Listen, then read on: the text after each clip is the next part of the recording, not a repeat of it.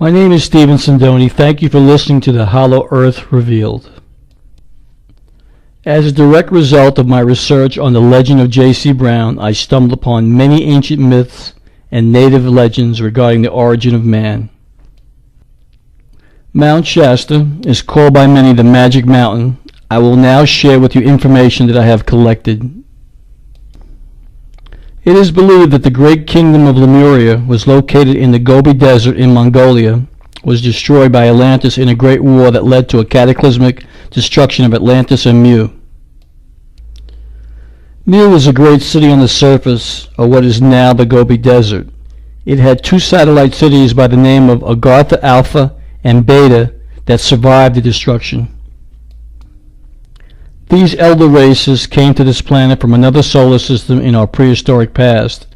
After a time living on the surface, they realized our sun was causing them to age prematurely, so they escaped underground, building huge subterranean complexes in which to live. In Buddhist theory, it is believed that a race of supermen and superwomen occasionally came up to the surface to oversee the development of the human race. It is believed that this subterranean world has millions of inhabitants and many cities, its capital being Shambhala. Ancient philosophy states that Agartha was first colonized thousands of years ago when a holy man led a tribe to the underground. Hindu theory describes in the Ramayana, one of the most famous texts of India, a story about the great avatar Rama. It describes Rama as an emissary from Agartha who arrived in an air vehicle. According to this legend, the deep dwellers are described as a very advanced race or species with a highly developed technology.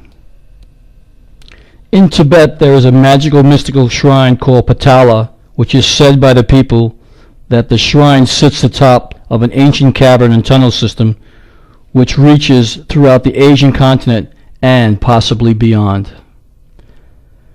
Hopi legend says that Mount Shasta is one of the 13 homes of the lizard people, reptoids.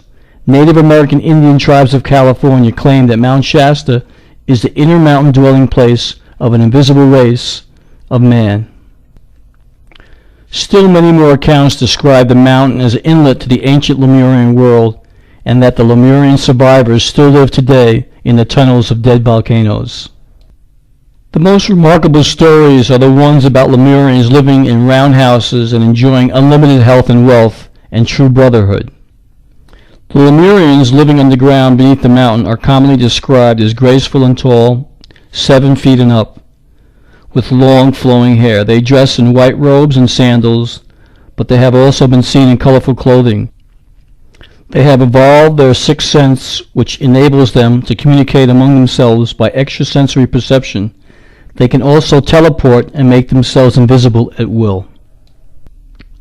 The Lemurians supposedly have mastered atomic energy, telepathic and clairvoyant skills, electronics, and science as long as 18,000 years ago. Back then, they knew how to propel boats using energy radiated from crystals. They had airships and flew them to Atlantis and Mu and other places. Today it is said they have a whole fleet of spaceships called the Silver Fleet, with which they come in and out of the mountain and go into space.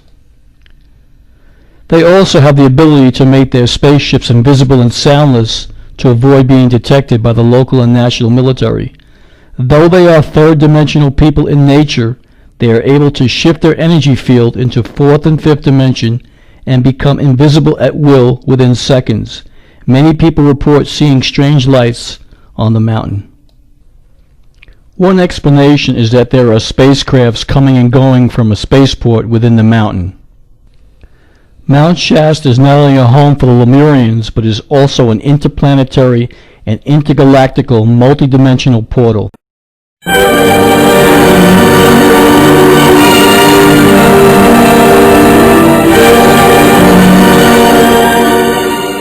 Thank you for tuning into the broadcast of The Secrets of the Hollow Earth. In today's program, I will share a little-known story that happened in 1893 and is still a mystery today.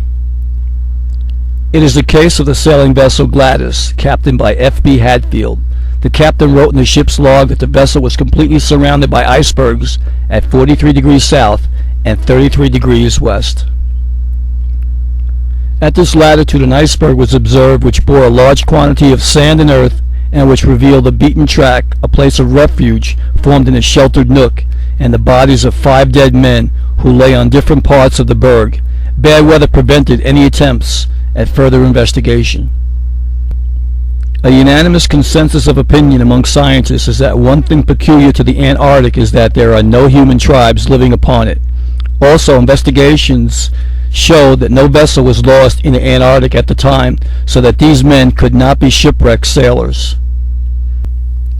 Had these men ventured out of their warm, habitable land and lost their way along the ice shelf, finally to be drifted to their deaths at sea on a portion of land that broke away to become an iceberg while they were on it?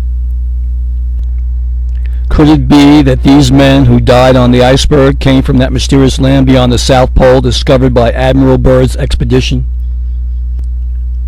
Then in February of 1947, another remarkable discovery was made in the continent of Antarctica, the discovery of Bunger's Oasis. This discovery was made by Lieutenant Commander David Bunger, who was at the controls of one of 6 large transport planes used by Admiral Byrd for the U.S. Navy's Operation High Jump in 1946 through 1947. Bunger was flying inland from the Shackleton ice shelf near Queen Mary coast of Wilkes Land. He and his crew were about 4 miles from the coastline where open water lies. The land Bunger discovered was ice-free. The lakes were of many different colors, ranging from rusty red, green to deep blue. Each of the lakes was more than 3 miles long. The water was warmer than the ocean, as Bunger found by landing his seaplane on one of the lakes. Each lake had a gently sloping beach. Around the 4 edges of the oasis, which was roughly square in shape, Bunger saw endless and eternal white snow and ice. 2 sides of the oasis rose nearly 100 feet high and consisted of great ice walls. The other 2 sides had a more gradual and gentle slope. The existence of such an oasis in the far Antarctic, a land of perpetual ice, would indicate warmer conditions there which would exist if the oasis was in the South Pole opening, leading to the warmer interior of the Earth, as was the case with the warmer territory with land of lakes that Admiral Byrd discovered beyond the North Pole, which was probably within the North Polar opening. Otherwise, one cannot explain the existence of such an oasis of unfrozen territory in the midst of the continent of Antarctica, with ice miles thick. The oasis could not result from volcanic activity below the Earth's surface, since the land area of the oasis covered 300 square miles. It was too big to be affected by volcanic heat supply. Warm wind currents from the Earth's interior are a better explanation. Thus, Byrd in the Arctic and Bunger in the Antarctic both made similar discoveries of warmer land areas beyond the poles at about the same time, early in 1947. But they were not the only ones to make such a discovery. Some time ago, a newspaper in Toronto, Canada, the Globe and Mail, published a photo of a green valley taken by an aviator in the Arctic region. Eventually, the aviator took the picture from the air and did not attempt to land. It was a beautiful valley and contained rolling green hills. The aviator must have gone beyond the North Pole, which lies inside the polar opening. This picture was published in 1960. In further confirmation are reports of individuals who claimed they had entered the North Polar opening, as many Arctic explorers did without knowing that they did, and penetrated far enough into it to reach the subterranean world in the hollow interior of the Earth. What is it that exists at both poles of the Earth which opens to us new frontiers so vast in extent and nature as to be beyond present understanding? It may be that exploration of space is far less important than the explanation of our own mysterious planet, which has now suddenly become a vast realm far larger than we ever dreamed it to be. How do scientists explain the fact that when we go north it becomes colder up to a certain point and then begins to get warm? How do they explain the further fact that the source of this warmth is not any influence from the south, but a series of current of warm water, of warm winds from the north, supposed to be a land of solid ice? Where can these currents come from? How could they come from anything else but an open sea? And why should they be a warm water open sea at the very place where scientists expect to find eternal ice? Where could this warmer water possibly come from? If no rivers are flowing from the inside to the outside, then why are all icebergs composed of fresh water? Why does one find tropical seeds, plants, and trees floating in the fresh water of these icebergs? If the inside of the earth is not warm, why do millions of tropical birds and animals go further north in the wintertime? And what produces the aurora borealis? And lastly, why is our government and military leaders, in view of Lieutenant Bunger and Admiral Byrd's eyewitness testimony and accounts, afraid to openly discuss it? Could it be that to discuss it would be to admit that the truth has been suppressed? It is my belief that this new world can be more easily reached than the moon, and is of much more importance to us since it provides ideal conditions for human life with a better climate than even exists on the surface. The answer to solving the mystery may be as easy as using a tracking device on many of the birds and other animals that migrate in winter seeking a warmer environment. And one of the ways to accomplish this would be to put a tracking device and a camera on the Ross gull, common at Point Barrow, who migrate in October toward the north.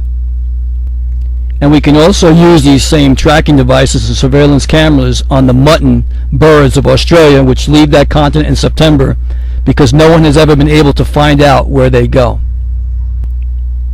With the use of a tracking device and an embedded video camera, we will now be able to discover if these birds pass into the exterior of the Earth via the South Pole or the North Pole. And there are other animals that we can track in the winter, such as the auk, which leaves to go north as winter approaches. It is my hope that an independent group of free thinkers and unbought scientists take a closer look into the secrets of the polar openings. I'd like to thank everyone for watching Secrets of the Hollow Earth.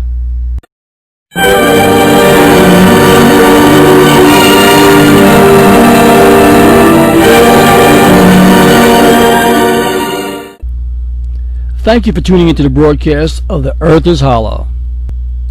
In today's program, I will present a legitimate argument using scientific fact and eyewitness accounts that the Earth is hollow. Even Columbus's belief in the existence of a new world across the Atlantic was considered a dream of a madman. Equally strange in our time is the belief in the existence of a new world, a subterranean world, in the hollow interior of the Earth, and which is an unknown to present humanity, as the American continent was to Europeans prior to its discovery by Christopher Columbus. Yet there is no reason why it may not be discovered and its existence established as a fact. Let's begin by examining what we know about the Earth, shall we? The total surface of the Earth is 197 million square miles, and its estimated weight is 6 sextillion tons. If the Earth was a solid sphere, it would weigh much more. The crust of the Earth has a thickness of 800 miles, while its hollow interior has a diameter of 6,400 miles. The Earth is not a true sphere, but is flattened at the poles, or rather it begins to flatten out as one approaches a hypothetical North and South Pole, which really do not exist because the openings to its hollow interior begin there. The poles so long sought by early explorers are phantoms. The Earth is hollow. When explorers thought they reached the pole, they were misled by the eccentric behavior of the compass in high altitudes, north and south. Such is the case when explorers Robert Peary and Frederick Cook, neither of whom really reached the North Pole. Scientists adduce that starting at 70 to 75 degrees north and south latitude, the Earth starts to curve in. The pole is simply the outer rim of a magnetic circle around the polar opening. That is why all the explorers who claimed to have discovered the pole near to 90 degrees were dumbfounded by the inexplicable action of the compass and its tendency to point vertically upward. Now let us examine water ice pack or ice barrier. We'll start by asking the question, where do icebergs originate? Each winter, this ring of ice is formed from fresh water which flows out from the inside of the earth. During the winter months, billions of tons of free-flowing fresh water coming from rivers inside the earth and flowing toward the outside through the polar openings freeze at their mouth and form mountains of freshwater ice, whose presence in this region would be inexplicable if the earth was a solid sphere. In summertime, huge icebergs miles long break off and float to the outside of the earth, and here is my next argument. These icebergs are composed of fresh water, when there could exist only salt water at the poles. Since this is the case, and since all water on the outside of the earth in these regions is salty, the fresh water of which these icebergs are composed must come from its interior. And inside the icebergs, mammoths and other huge tropical animals believed to be of prehistoric origin, because they have never been seen on the Earth's surface, have been found in a perfect state of preservation. Some of them have been found to have green vegetation in their mouths and stomachs at the time they were suddenly frozen. And they were the observations of Admiral Byrd of a huge mammoth-like creature in what he described in The Land Beyond the Pole, which he discovered. I asked the question, could the mammoths be really animals now inhabiting the interior of the earth, which have been carried to the surface by rivers and frozen inside of the ice that form when the rivers reach the surface, forming glaciers and icebergs? Many polar explorers not only mention animals, but also flora vegetation in the extreme north. Also, many animals like the muskox strangely migrate northward in winter, which it would only do if it reached a warmer land there. And repeatedly, Arctic explorers have observed bears heading northward into an area where there cannot be food for them if there was no polar openings into a warmer region. Foxes also were found north of the 80th parallel heading north, obviously well fed. Without exception, Arctic explorers agree that, strangely, the further north one gets after a certain latitude, the warmer it gets. Invariably, a north wind brings warmer weather. Coniferous trees were found drifting ashore coming from the far north. Butterflies and bees were found in the far north, and even mosquitoes, but they are not found hundreds of miles to the south, and not until Canadian and Alaskan climate areas conducive to such insect life are reached. Unknown varieties of flowers were also found in the extreme north. Birds resembling snipe, but unlike any known species of bird, was seen to come from the north and to return there. Eskimo tribes have left unmistakable traces of their migration by their temporary camps, always advancing northward. Southern Eskimos speak of tribes that live in the far north. The Eskimos hold the belief that their ancestors came from a land of paradise in the extreme north. At a July 17, 1996 news conference, the findings were announced by Columbia University scientists describing the situation. Earth's interior is in a spin, as being virtually a planet within a planet. The outer planet is called Earth. The faster spinning inner core is solid yet extremely hot iron, just a bit smaller than the moon. The Columbia University scientists stated that the inner core was moving quickly enough between 0.4 and 1.8 degrees annually to once every 4 centuries, which would make it one further lap ahead of the Earth's surface. Such a condition is not known for any other planet or rocky body in the universe. Our planet's special quality was discovered when tracking of seismic waves showed unexpected patterns. The hollow Earth theory has so far remained just a theory to the public.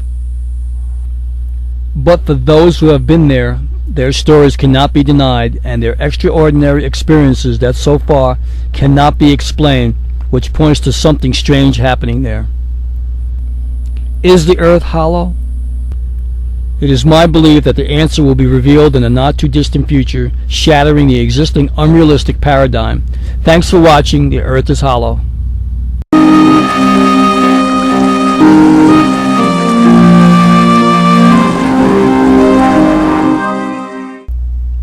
Thank you for tuning into the broadcast of Eskimo Legends, Fact or Fiction.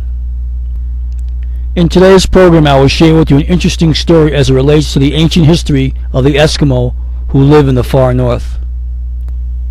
William F. Warren, in his book Paradise Found, The Cradle of the Human Race, presents the view that the human race originated in a tropical continent in the Arctic, the famed Hyperborea of the ancient Greeks, a land of sunshine and fruits, whose inhabitants, a race of gods, lived for over 1,000 years without growing old.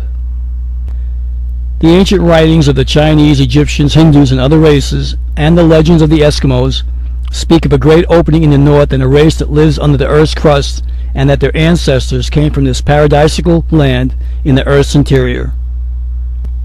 Most writers on this subject claim that the interior of the earth is inhabited by a race of small brown-skinned people, and also that the Eskimos, whose racial origin differ from that of all other races on the earth's surface, came from this subterranean race. When the Eskimos were asked where their forefathers came from, they pointed to the north. Some Eskimo legends tell of a paradisical land of great beauty to the north. Eskimo legend also tells of a beautiful land of perpetual light, where there is neither darkness at any time nor a too bright sun. This wonderful land has a mild climate where large lakes never freeze, where tropical animals roam in herds, and where birds of many colors cloud the sky, a land of perpetual youth, where people live for thousands of years in peace and happiness. There is a story of a British king named Hurla, whom the Skraelings, Eskimos, took to a land of paradise beneath the earth. The Irish have a legend about a lovely land beyond the north where are continuous light and summer weather. And Scandinavian legends tell of a wonderful land far to the north called Ultima Thule. Many early legends tell of people going under the earth into a strange realm, staying there for a long period of time, and later returning. They even thought that some of their heroes had gone there and returned, after which they were never satisfied with their own country. Naturally, the Eskimos do not know that the earth is hollow and that ages ago they lived in its interior, but they have clung to that one simple fact: they came from the north. As for the land of perpetual sunshine, the Eskimo, of course, does not remember that as something he himself has seen, for it is very questionable if any of the Eskimos of the present generation have ever penetrated to the interior. But it is a well-known fact that every race has its idea of a golden age or paradise, which is generally composed of the elements being handed down in its stories and myths, or being characteristic of its earliest home. Thus, the Eskimo legends handed down generation after generation tales of the interior land with its ever-shining sun, and what could be more natural than when the Eskimo came to build in fancy a paradise for himself and his loved ones after they should die, that he should reconstruct his first home of what he had heard only in dim legends. An Eskimo discussing their religion says they believe in a future world, and that the soul descends beneath the earth into various abodes, the first of which is somewhat in the nature of a purgatory, but the good spirits passing through it find that the other mansions improve till a great depth they reach that of perfect bliss. It is a place where the sun never sets, and where by the side of great lakes they never freeze. The deer roam in large herds, and the seal and the walrus always abound in the waters. That paradise might serve as almost a literal description of the land in the interior of the earth, and the way in which the Eskimo indicates a preliminary purgatory before it can be reached may be the reflection of a memory handed down in the tribe of the great hardships and difficulties of the ice barrier between that wonderful home and the present situation of the Eskimo on the southern side of that great natural obstacle. It is also interesting to note that when the Eskimos saw explorer Robert Peary's effort to get further north than the great ice cap of Greenland, beyond which they themselves had no ambition to explore, they immediately thought that the reason for his trying to get further north was to get into communication with other tribes there. That idea would hardly have occurred to them if it were not for the fact they had traditional or other evidence of people in the supposedly unpopulated north. Is there a paradise in the far north, as Eskimo legends suggest? Hopefully this question will be answered in the not-too-distant future. Thank you for watching Eskimo Legends, Fact or Fiction.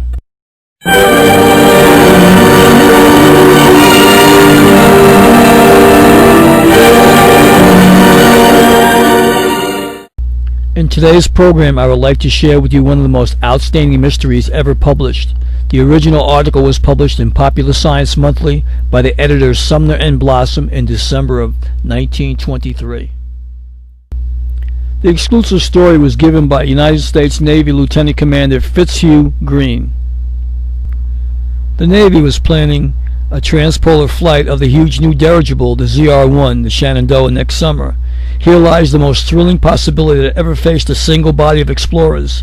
In the center of the unknown area of the Polar Sea may be discovered a vast continent heated by subterranean fires and inhabited by the descendants of the last Norwegian colony of Greenland. So wild is the idea as to tax the gullible imagination, yet it is vividly encouraged and supported not only by history and tradition, but by the searching test of scientific analysis.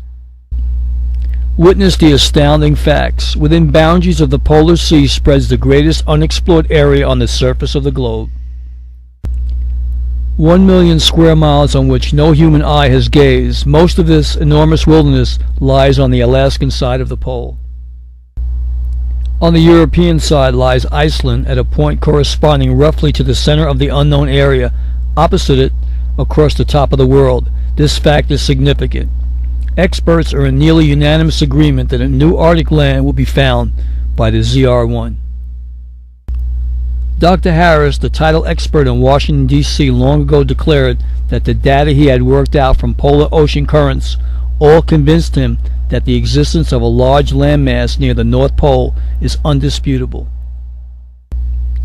Add to this the array of evidence geologists adduce on the basis of terrific volcanic activity along a well-defined line leading up the North Pacific through the Japanese archipelago and the fiery Aleutians and onward toward the pole.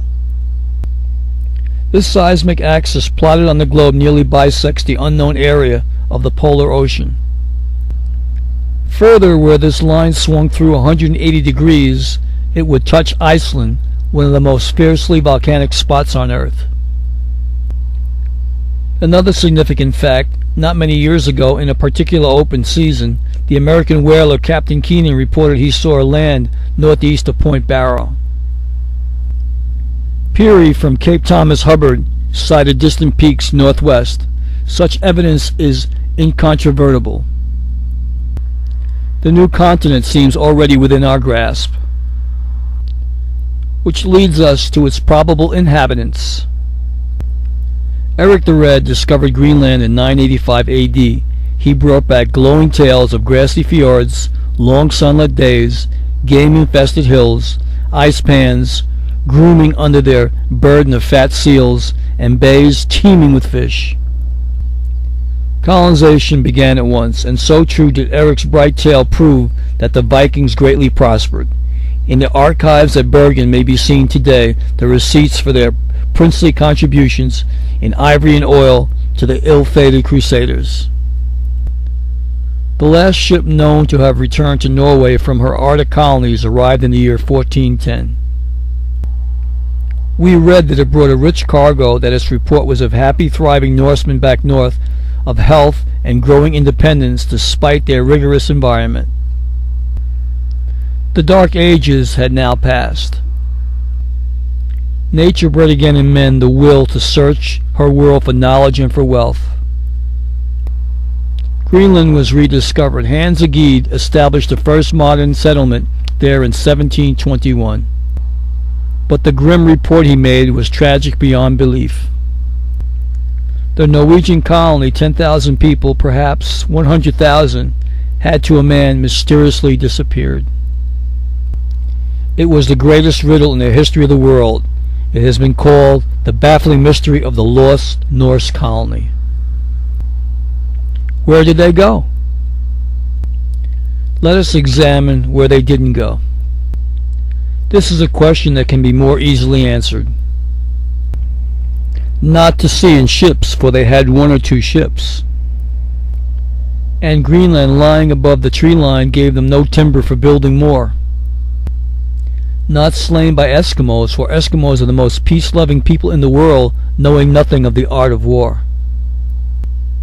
Not like Europe, swept by some dread germ of awful virulence, for germs don't thrive in polar regions.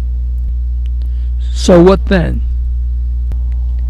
Now let's examine the Eskimo tradition. It paints in vivid terms the white men swarming suddenly north to a wonderland the natives long had known. Because of evil spirits, no Eskimo had ever dared this trail. The land is warm, is clothed in summer verdure the year round, is populated by fat caribou and muskox. It lies, they say, even to this day, in the direction of the coastal trail route north. This route is that taken by our American expeditions. Perry, Kane, and Hayes all used it. It has always been the most easiest route as well, and the most productive of natural food in seal and walrus. For our explorers, it has been a hard trail, but for the Norwegian colonists whose forebears had spent 10 generations north of the Arctic Circle, it must have been less difficult to travel than were the western plains for our American pioneers. Lured northward, picture the terrible situation in which the deserted Norsemen in Greenland found themselves. No outlet for their trade, no source of supply for the little but indispensable luxuries of life, no access to friends and family back home. A generation, perhaps two, of heartbreak or longing and unhappiness goading the younger men to travel northward. Perhaps a route to southern lands lay that way. Suddenly, like a bombshell, breaks upon the weary colony the wonderful news: we found a polar paradise. Sunshine, game, grass, one moon's easy journey north, a short lap on the ice sea. Come! What had they to wait for? The homeland was but a myth. So they packed, and singing songs departed, the native legend puts it, suddenly to the northward. They never returned. The fact is not at all surprising of what we think is true. That they found a land of milk and honey in the very center of the polar pack. Is there a polar paradise? And if so, are the vanished Norsemen there? It is no speculation of wild improbability to picture a polar paradise like some Titan emerald in its alabaster setting. And could this explain why birds fly north in this area to escape the cold in winter? It does make one wonder. Thank you for watching The Lost Colony.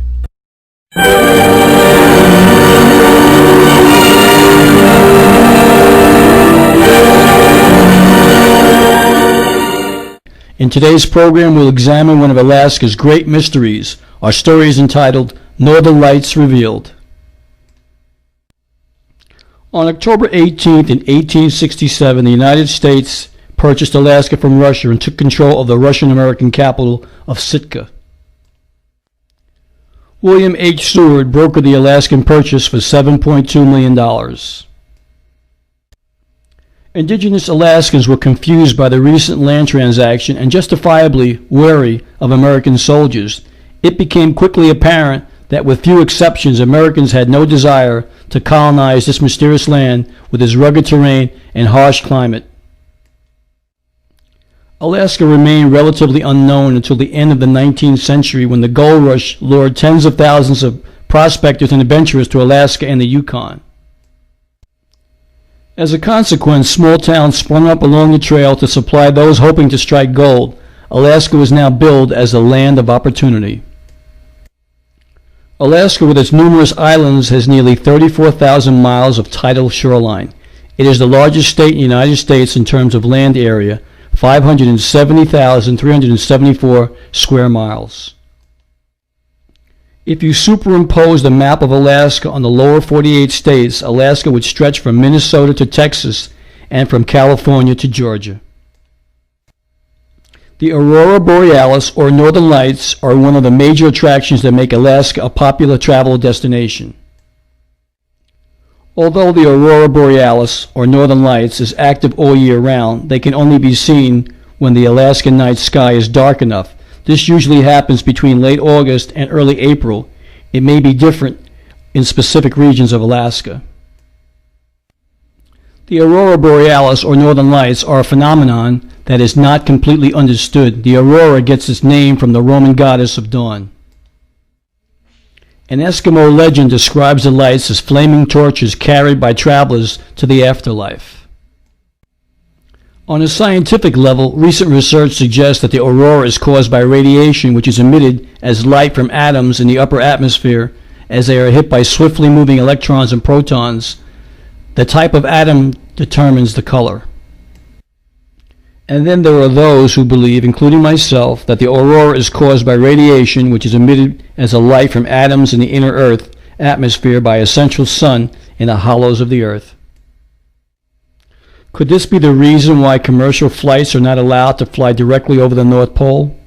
It does make one wonder. Hopefully we'll have the answer to these mysterious northern lights. Thank you for tuning into the broadcast of Northern Lights Revealed.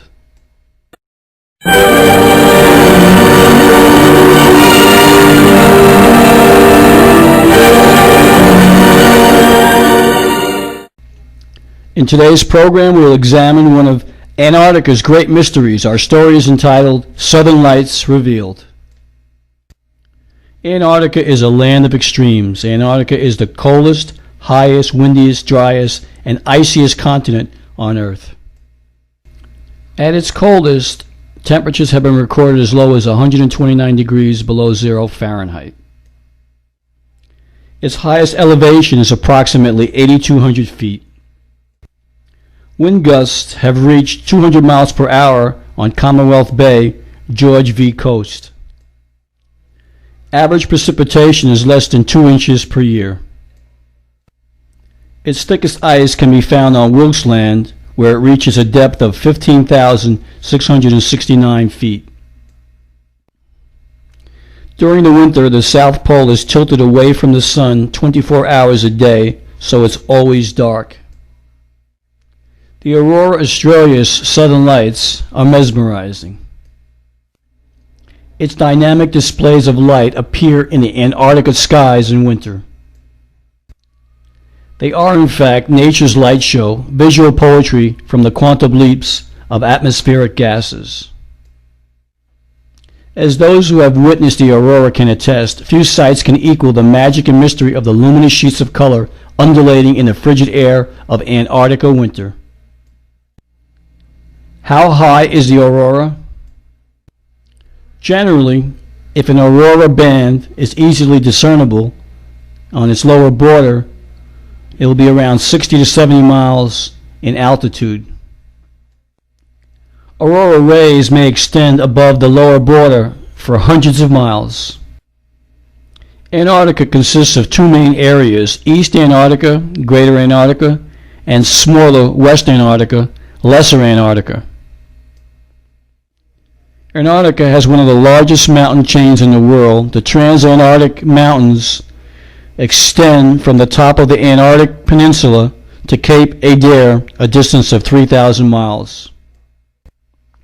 The mountains rise above the western shore of McMurdo Sound and are considerably older and an entirely different geological origin than the Ross Island volcanoes, which some may argue suggest a cataclysmic event that shifted the landmass in ancient times.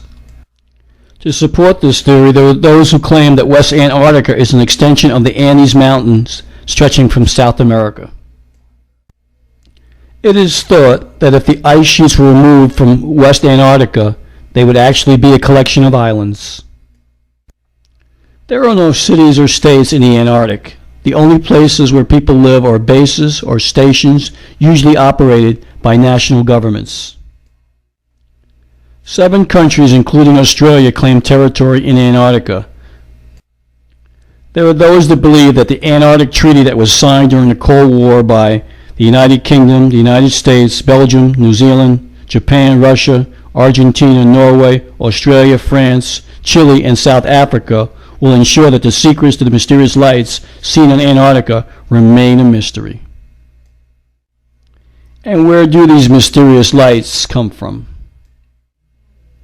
Hopefully we'll have the answer to these mysterious southern lights. Thank you for tuning into the broadcast of Southern Lights Revealed.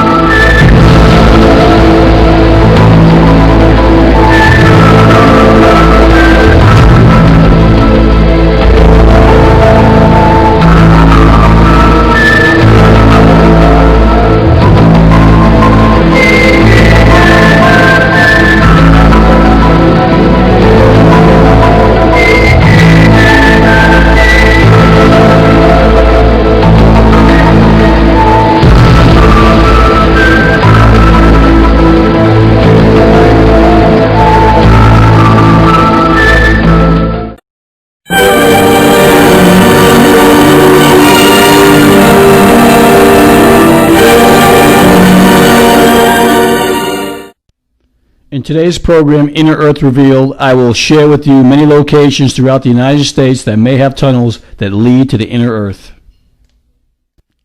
We will begin our broadcast by discussing Superstition Mountain. This is an area that needs to be investigated.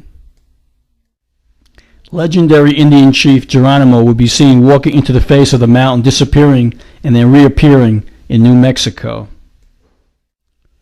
The soldiers who were hell-bent on capturing the elusive Apache chief were mystified as to how he was able to escape the human net surrounding him and his band. Those that claim to have penetrated the tunnel tell of the remains of ancient structures and a spiral staircase that leads forever down into the bowels of the earth. The main entrance to the Superstition Tunnel system links to numerous tunnel passageways which spider out as far as Central America. And then there is Boynton Canyon in Sindoni, Arizona. Unknown machinery has been found in Boynton Canyon in Sindoni, Arizona that suggests a technically advanced culture that existed millions of years before. And allegedly entrances to Agartha located on planetary grid points, indwellers and outdwellers of energy have been found at Monmouth Cave in south central Kentucky. And in northern Arkansas, a 12-man speleological team broke into an ancient tunnel system, encountering inhabitants of the inner world. Just north of Batesville, explorers found a tunnel illuminated by a greenish phosphorescence where they met a race of beings who stood 7 to 8 feet tall and had bluish skin. The beings, who had advanced technology, told the explorers they are the direct descendants of Noah. The Cherokee Indians also tell of this same race of blue men. According to the Cherokee, they inhabited the area of Kentucky as well. When the Cherokee came into that area, they killed these blue-skinned men off. Apparently, the Cherokee were wrong in their assumptions. California also holds the legend of Crystal Cave, a large cavern that links to Cocoweek Peak. It was reportedly found by Earl Dorr, a miner and prospector who followed clues given to him by Indians. Dorr entered Crystal Cave in the 1930s and followed a passage down to Cocoweek Mountain for about a mile. Here he entered a large cavern that he explored for a distance of 8 miles. Flowing at the base of the cavern was a river, and its banks were rich with deposits of gold. For reasons only known to Dorr, he dynamited the entrance. The exact location of this sealed entrance is unknown today. And then there is Mount Lassen. Mount Lassen, located in Tehama County, California. There are people who claim there is an entrance that leads to a large underground city. Near the foot of Mount Lassen is a town called Manton.